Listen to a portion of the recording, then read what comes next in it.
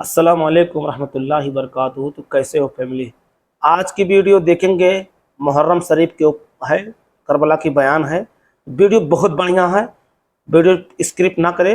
Video پسند آئے تو لائک شیئر ضرور کریں۔ ویڈیو پسند دیکھیں۔ محرم اور کربلا، اللہ اکبر! یہ لفظ سنتے ہی امام حسین رضی اللہ عنہ کی شہادت یاد آتی ہے، جس کے درد کو یاد کر کے آج بھی ہزاروں شیعہ مسلمان ماتم مناتے ہیں، اپنا خون بہاتے ہیں، اپنا سینہ پیٹتے ہیں۔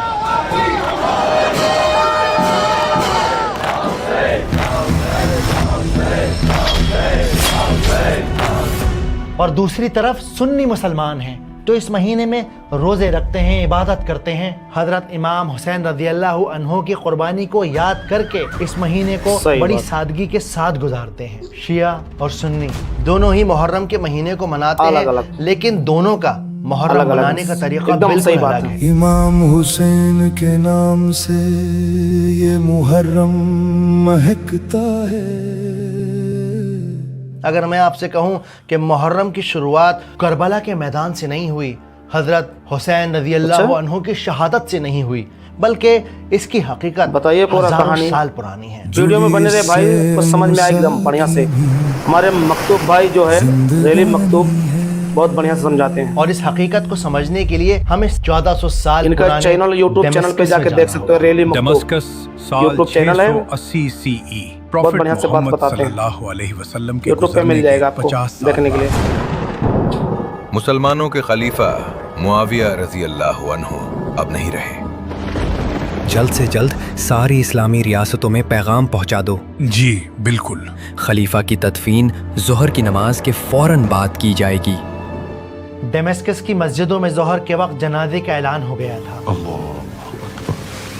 لوگوں نے جنازے کی نماز بھی پڑھ لی، لیکن ہر عام اور خاص انسان جانتا تھا کہ حضرت معاویہ رضی اللہ عنہ نے اپنے انتقال سے سالوں پہلے ہی خلیفہ چنے جانے کے طریقے میں ایک بہت بڑا بدلاؤ کر دیا تھا۔ انہوں نے اپنی زندگی میں ہی پورے امپائر سے اپنے بیٹے یزید کے حق میں بیعت لے لی تھی، یعنی لوگوں کو بتا دیا تھا کہ اسلام کا اگلا خلیفہ میرا بیٹا یزید ہوگا۔ اسلامک ہسٹری میں پہلی بار خلافت کا فیصلہ ایمان اور رسولوں کی بنیاد پر نہیں بلکہ خون اور خاندان کی بنیاد پر ہو رہا تھا۔ اسے انگریزی میں ہیریڈیٹری سکسیشن کہتے ہیں، یعنی راجا کا بیٹا راجا بنے گا اور رنگ کا بیٹا رنگ۔ یزید ایک ایسا شخص تھا جس کا مقصد اسلامک امپائر کو آگے پھیلانا نہیں تھا، بلکہ اس کا مقصد تھا اپنی پاور کو، اپنے دبدبے کو قائم رکھنا۔ اور جب یزید کے خلیفہ بننے کا اعلان سارے اسلامک اسٹیٹس میں ہوا، تب ایک ہنگامہ پھیل گیا۔ مکہ سے لے کر مدینہ تک، شام سے لے کر عراق تک لوگوں میں سرگوشیاں ہونے لگیں۔ اے لوگو سنو، آج سے مسلمانوں کے نئے خلیفہ حضرت معاویہ کے بیٹے یزید ہوں گے۔ یہ کیا بات ہوئی؟ اسلام ہمیں اس کی اجازت نہیں دیتا، یہ سراسر غلط ہے۔ یہ رسول اللہ کا طریقہ نہیں ہے۔ کیا حسین کو اس کی خبر ہے؟ دین کا مذاق بنا دیا ہے، حد ہو گئی۔ میرا خیال ہے ہمیں امام حسین کے جواب کا انتظار کرنا چاہیے۔ ٹھیک کہتے ہو، اس کے بعد ہی کچھ کہنا ٹھیک ہوگا۔ امام حسین رضی اللہ عنہ کو جب یزید کے خلیفہ بننے کی خبر ملی، تب انہوں نے یزید کو خلیفہ ماننے سے سرے سے انکار کر دیا۔ امام حسین اسلام کے چوتھے خلیفہ حضرت علی رضی اللہ عنہ کے چھوٹے بیٹے تھے۔ یہ وہی حسین تھے جن کے بارے میں آپ نے فرمایا کہ حسن اور حسین اس دنیا میں میرے دو مہکتے پھول ہیں۔ یہ وہی حسین تھے جن کے وجود میں آپ صلی اللہ علیہ وآلہ وسلم کی جھلک دکھتی تھی۔ یہ وہی حسین تھے جنہوں نے کبھی کسی کے ساتھ ناانصافی نہیں کی اور نہ کسی پہ ظلم ہوتے دیکھ کر خاموش رہے، اور اسی لیے انہوں نے یزید کی خلافت کو سرے سے نکار دیا، منع کر دیا۔ امام حسین رضی اللہ عنہ کے انکار سے پورے عربین پیننسولا میں، ساری اسلامک اسٹیٹس کے اندر ایک کھلبلی مچ گئی۔ کیا یزید واقعی خلیفہ بننے کے لائق ہے؟ میں اسے اپنا خلیفہ نہیں مانتا۔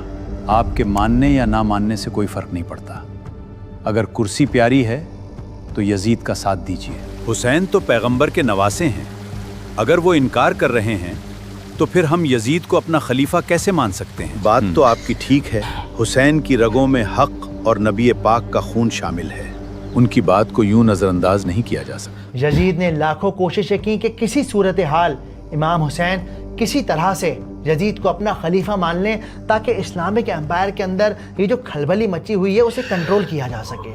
لیکن امام حسین اپنی بات سے ٹس سے مس نہ ہوئے، اور اسی بیچ کوفہ کے ایلیٹس نے، اونچے عہدوں پر بیٹھے ہوئے لوگوں نے امام حسین کو خط لکھنا شروع کر دیے۔ ان طاقتور لوگوں نے اپنے خطوں میں لکھا کہ اے حسین، ہمارے پاس کوئی امام نہیں، یزید کا ظلم حد سے پار ہو گیا ہے، اسلام کے جن اصولوں پر ریاست بنائی گئی تھی یزید انہی اصولوں کو توڑ رہا ہے۔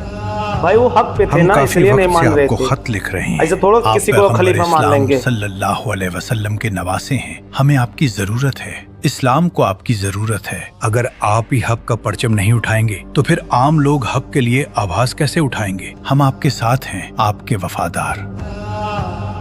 امام حسین نے ان خطوں کو حجت تمام مانا، یعنی کہ فائنل آرگیومنٹ مانا۔ امام حسین کو لگا کہ اگر وہ ان خطوں کا جواب نہ دیں یا پھر ان لوگوں کے پاس واپس کوفہ لوٹ کر نہ جائیں تو لوگ کہیں گے کہ ہم نے تو آپ کو بلایا تھا لیکن امام آپ ہی نہیں آئے۔ اور پھر اس کے بعد امام حسین نے اپنے کچھ ساتھیوں کو لے کر کوفہ کا سفر شروع کر دیا۔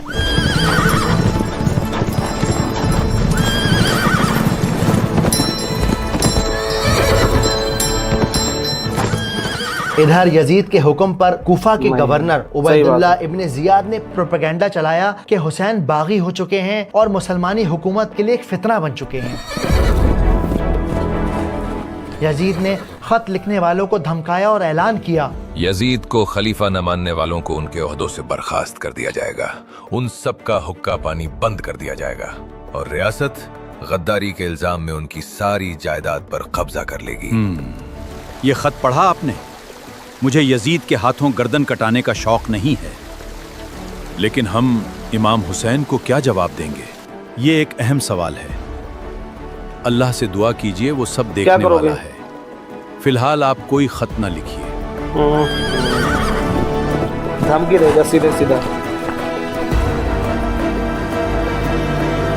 یہ آپ کیا کہہ رہے ہیں؟ ہم امام حسین کا راستہ روکیں، ان سے جنگ کریں، ان کا خون بہائیں؟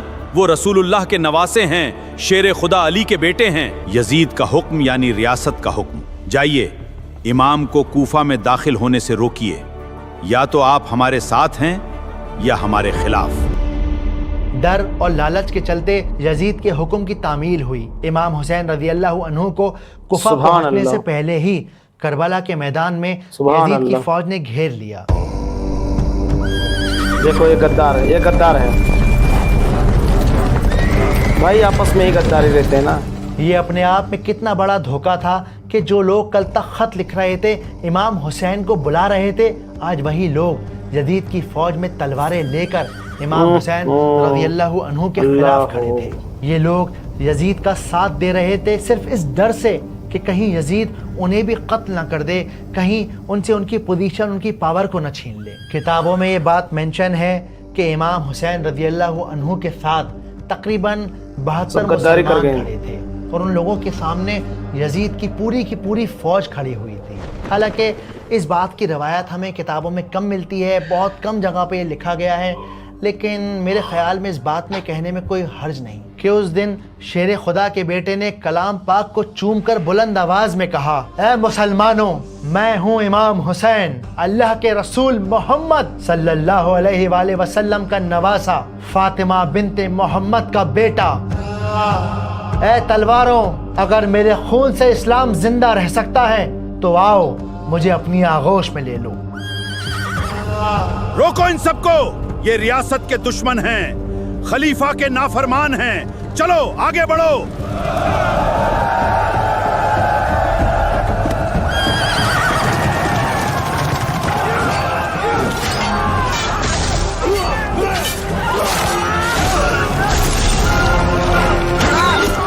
اللہ اکبر!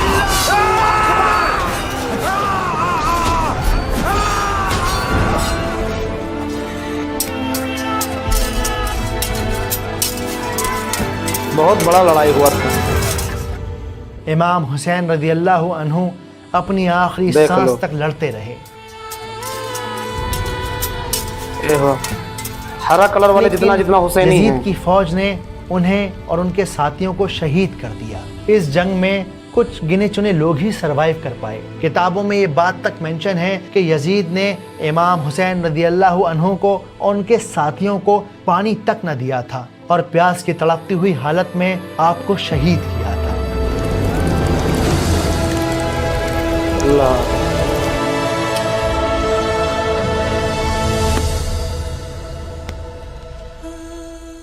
10 मुहर्रम यानी अशूरा के रोज़ ये करबला का वाक़या हुआ।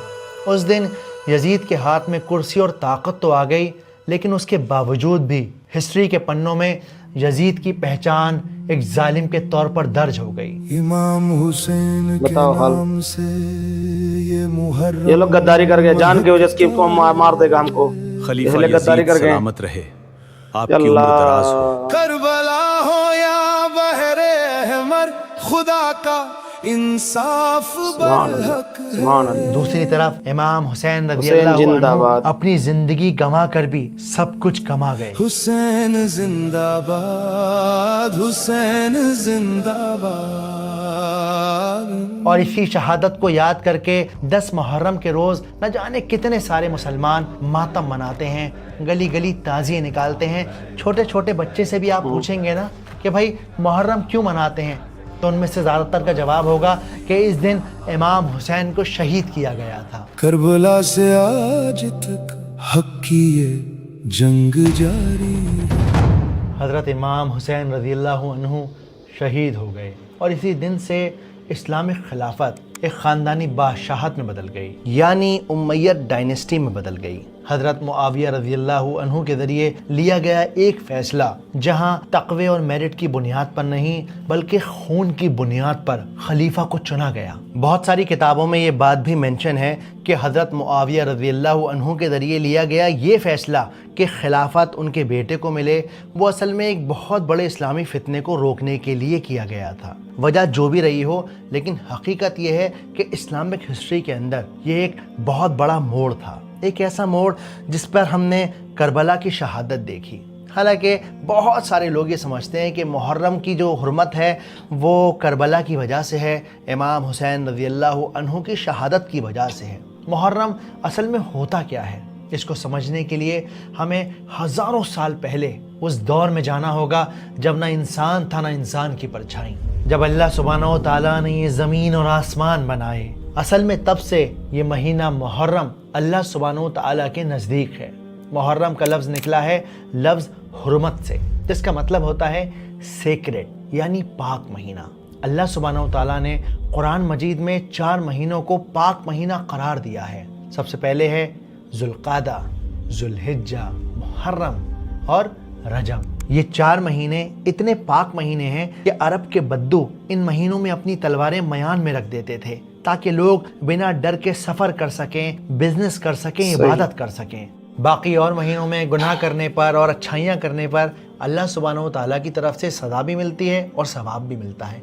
लेकिन इन 4 महीनों में यूँ समझिए कि अल्लाह ने एक्स्ट्रा सिक्योरिटी लगा रखी है। अगर आप गलती करते हैं तो उस गलती की सज़ा, उस गलती का गुनाह बहुत ज़्यादा बढ़ जाता है, और अगर आप कोई अच्छा काम करते हैं तो उन अच्छे कामों का सवाब भी बहुत ज़्यादा बढ़ जाता है। हमारे प्यारे नबी मोहम्मद सल्लल्लाहु अलैहि वसल्लम इसे शहरुल्लाह यानी अल्लाह का महीना कहा है, और हमें इन्फॉर्म किया है कि रमज़ान के बाद सबसे अफजल रोज़े मुहर्रम के नफली रोज़े होते हैं। तो क्या बात समझ में आई कि ये महीना न किसी गम की वजह से और ना ही किसी खुशी की वजह से पाक है, बल्कि ये जब से ज़मीन और आसमान और कायनात को बनाया गया है उस दिन से अल्लाह सुब्हानहू व तआला ने इन महीनों को पाक करार दे दिया है। इतना पाक कि इस दिन 10 मुहर्रम को मक्का में कुरैश काबा पर नया गिलाफ चढ़ाते और मदीना के यहूदी इस दिन का रोज़ा रखते।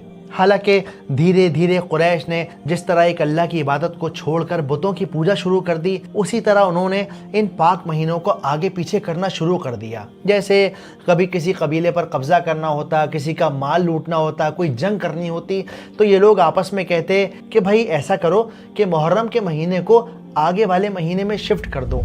इस महीने अगर हमला न किया या फिर जंग न की तो बड़ा नुकसान हो जाएगा। हमारे प्यारे नबी मोहम्मद सल्लल्लाहु अलैहि वसल्लम जब इस्लाम का पैगाम लेकर आए, तब आपने सख्ती से इन पाक महीनों को इधर उधर करना हराम करार दे दिया।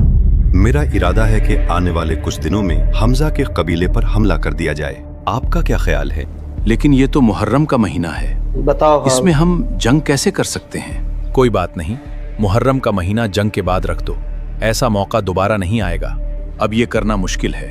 हमारे ज्यादातर गुलाम बागी हो चुके हैं और मोहम्मद के उसूलों के मुताबिक हम इन महीनों को आगे पीछे नहीं कर सकते। लेकिन अभी भी एक सवाल आप सबके दिमाग में आना चाहिए कि भाई जब करबला हुआ ही नहीं, जब मुहर्रम को कोई वाक़ई नहीं गुजरा, तब ये अरब के बद्दू और ये यहूदी किस चीज़ को इतनी ज़्यादा इंपॉर्टेंस देते थे कि 10वीं मुहर्रम का रोज़ा रखते थे?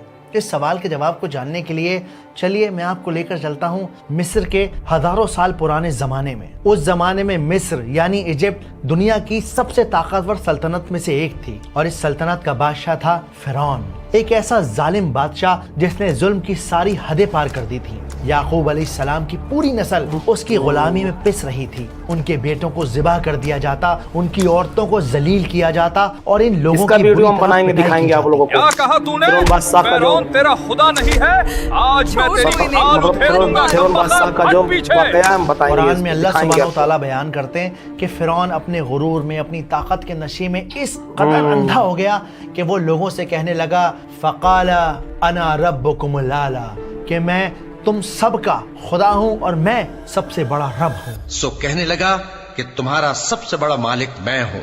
और आखिरकार इस तकब्बुर और गुरूर को मिट्टी में मिलाने के लिए अल्लाह सुब्हानहू तआला ने हजरत मूसा अलैहिस्सलाम को भेजा, बिना किसी फौज के, बिना किसी हथियार के, बिना किसी दौलत के, सिर्फ एक लकड़ी की लाठी और अपने रब पर पुख्ता यकीन करके मूसा अलैहिस्सलाम उस वक्त के सबसे बड़े जालिम फिरौन के सामने खड़े हो गए। आपने उसे उसके महल में खड़े होकर ललकारा, उसे बताया 100% कि वो खुदा नहीं है, बल्कि खुदा वो है जो इस जमीन और आसमान को चलाता है। खुदा वो है जो चींटी को भी रिस्क खिलाता है। खुदा वो है जो सुबह और शाम करता है। खुदा वो है जो पानी को बहाता है।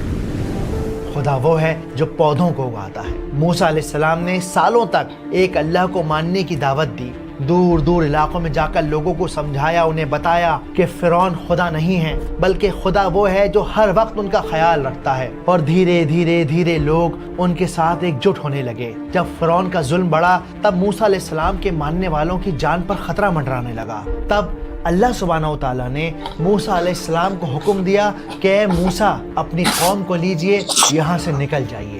हुक्म मिलते ही बूढ़े, बच्चे, जवान, औरतें, कमजोर, लाचार, बेबस, सब के सब अपना सामान बांधकर मूसा अलैहिस्सलाम के पीछे चल दिए। लेकिन जैसे ही फिरौन को ये खबर हुई कि उसके गुलाम उसके चुंगल से फरार हो रहे हैं, उसका गुस्सा आसमान को छूने लगा। मेरी फौज तैयार करो, आज पीछा कर लेगा पूरा। कोई नहीं बच पाएगा, मैं सबको खत्म कर दूंगा। गुस्से में चूर फिरौन अपने घोड़ों पर सवार होकर अपने महल से निकल पड़ा। चीखते चिल्लाते घोड़े, चाबुक खाते घोड़े जमीन पर बिजली की रफ्तार से दौड़ रहे थे। उधर मूसा अलैहिस्सलाम समुंदर के सामने खड़े सोच रहे थे कि ये अल्लाह का क्या फैसला है। चीखता चिल्लाता समुंदर, ठाटे मारता समुंदर, उस समुंदर की लहरें मूसा अलैहिस्सलाम के लोगों के जिस्म में खौफ बनकर दौड़ रही थीं। और दूसरी तरफ धूल उड़ाती हुई फिरौन की जालिम फौज मौत बनकर मूसा अलैहिस्सलाम की कौम की तरफ बढ़ रही थी। दाएं और बाएं भागने का कोई रास्ता न था। और फिर जैसे आसमान ने भी मूसा अलैहिस्सलाम की कौम से मुंह मोड़ लिया, खौफनाक आंधी चलने लगी। धूल और गुबार के तूफान ने लोगों को अपनी आगोश में ले लिया। वो लाचार लोग डर से कांप उठे, औरतों की चीखें गूंजने लगी और खौफ का ये आलम था कि मासूम बच्चों ने माओं के दूध तक छोड़ दिए। पूरा माहौल एक ऐसी चीखती खामोशी में बदल गया जहां हर चीख आने वाली मौत का पैगाम थी। कमजोर ईमान वाले बुरी तरह चिल्लाए, ए मूसा, आज तुमने हमें मरवा दिया। मूसा अलैहिस्सलाम लोगों की बात सुनकर जरा न घबराए, बल्कि आपके चेहरे के ऊपर खौफ की एक शिकन तक न आई। आपने मुस्कुराकर कहा, कल्ला इन्ना माया भाई अल्लाह का हुक्म था ना, तो डर का है कि रब मेरे लिए रास्ता जरूर निकालेगा। तो मूसा के साथी कहने लगे कि हम तो पकड़ लिए गए। मूसा ने कहा, हरगिज नहीं, मेरा परवरदिगार मेरे साथ है, वो मुझे रास्ता बताएगा। उस वक्त हमने मूसा की तरफ वही भेजी कि अपनी लाठी समंदर पर मारो।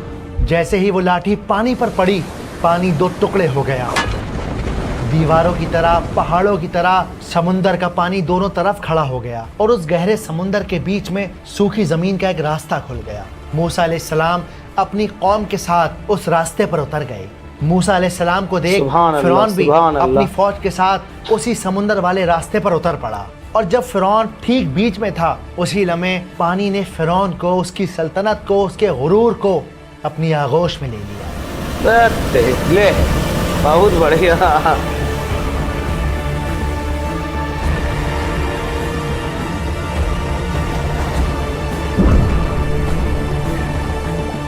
अल्लाह सुब्हानहू व तआला ने सब डूब के मर फिरौन गए। के जुल्म को उस दिन सब डूब गए। हमेशा के लिए खत्म कर दिया और उसकी लाश को ता क़यामत लोगों के लिए एक इबरत बनाकर छोड़ दिया। तो आज हम तेरे बदन को बचा लेंगे ताकि तू पिछलों के लिए इबरत हो, और बहुत से लोग हमारी निशानियों से बेखबर हैं। और ये अजीम मौजज़ा किस दिन हुआ था? ये अजीम मौजज़ा हुआ था मुहर्रम की 10वीं तारीख को, और इसी 10वीं तारीख को अशूरा का दिन कहा जाता है। अशूरा अरबी का लफ्ज़ है जिसका मतलब होता है 10th यानी कि 10। और ये अशूरा का दिन किसी आम फतह का दिन नहीं है, बल्कि ये तवक्कुल का वो सबक है कि जब इंसान ये सोचे कि जिस रोज़ सारे रास्ते बंद होंगे ना, लगेगा कि अरे अब तो कहीं मैं जा ही नहीं सकता, तब तुम अपने दिल में ये बात यकीन कर लो कि वो है जो तुम्हारे लिए रास्ता निकालेगा, बिल्कुल उस तरह जिस तरह मूसा अलैहिस्सलाम के लिए समंदर को फाड़ कर रास्ता निकाला है। सही बात। सिर्फ करबला तक नहीं फाड़ के रख। सिमटी सुभान ये अल्लाह। कहानी है, सुभान अल्लाह। जुड़ी इससे वीडियो भैया ज्यादा से ज्यादा शेयर करो, जिंदगानी है। तो आगे आगे किसी को पता चले ना कैसे क्या हुआ। पता है, हम सबको अपने अंदर सवाल पूछने की आदत पैदा करनी चाहिए। आपको इस वक्त मुझसे सवाल पूछना चाहिए कि मकतूब भाई ये तो बताइए कि ये हज़ारों साल पुराना वाक़या आप ये बात कैसे कह सकते हैं कि ये 10वीं मुहर्रम को ही हुआ था और इसे अशूरा ही कहते हैं? इस सवाल के जवाब में हमें एक ऑथेंटिक हदीस मिलती है। जब नबी पाक मोहम्मद सल्लल्लाहु अलैहि वसल्लम मक्का से मदीना तशरीफ़ लेकर आए तो आपने देखा कि मदीना के यहूदी यानी ज्यूज़ अशूरा का रोज़ा रखते हैं। आपने पूछा कि भाई आप लोग ये रोज़ा क्यों रखते हैं? ये बड़ा दिन है। इस दिन अल्लाह ने मूसा अलैहिस्सलाम और उनकी कौम को बचाया और फिरौन को समंदर में डुबा दिया। तो मूसा अलैहिस्सलाम ने शुक्राने का रोजा रखा, इसलिए हम भी इस दिन रोजा रखते हैं। इन यहूदियों का जवाब सुनकर आप सल्लल्लाहु अलैहि वसल्लम ने फरमाया कि मूसा अलैहिस्सलाम पर तुमसे ज्यादा हक हम मुसलमानों का है, और फिर आपने खुद भी रोज़ा रखा और बाकी मुसलमानों को भी इस रोज़े को रखने का हुक्म दिया। अल्लाह के रसूल सल्लल्लाहु अलैहि वसल्लम की हमें एक हदीस मिलती है जिसमें आप सल्लल्लाहु अलैहि वसल्लम ने फरमाया कि अशूरा के दिन का रोज़ा रखो, क्योंकि अल्लाह अशूरा के रोज़ेदारों के 1 साल के पिछले गुनाहों को माफ़ कर देता है। अल्लाह के रसूल सल्लल्लाहु अलैहि वसल्लम ने फरमाया कि अगले साल मैं 9 और 10 या फिर 10 और 11 मुहर्रम का रोज़ा रखूँगा। लेकिन अगले साल मुहर्रम आने से पहले ही अल्लाह के रसूल सल्लल्लाहु अलैहि वसल्लम इस दुनिया से पर्दा फरमा गए। तो कोशिश कीजिए 9, 10 और 11 को रोज़ा रखिए, अपने रब का शुक्र अदा कीजिए, इमाम हुसैन रज़ियल्लाहु अन्हु की शहादत को अपने दिल में ज़िंदा रखिए।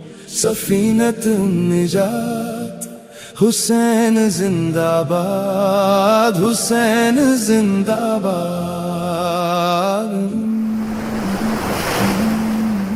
अशूरा का दिन यानी वो दिन जब अल्लाह सुब्हानहू तआला ने मूसा अलैहिस्सलाम के लिए रास्ता बना दिया।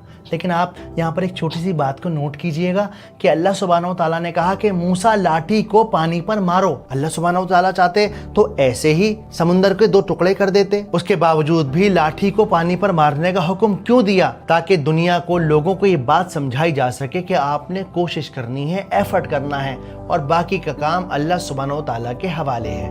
और यही सोचकर मैंने आप लोगों के लिए एक AI मास्टर क्लास को डिज़ाइन किया है जिसमें आप बेसिक से लेकर एडवांस तक सिर्फ 500 रुपए की छोटी सी कीमत में कोई AI ऐसा को काम नहीं है सीख कि मत सकते हैं। बोलो कि इस तरह नहीं का होगा। कोर्स मार्केट में करो, चाहे हो या ना हो, 7-8 लेकिन रुपए का करो। मिल रहा है।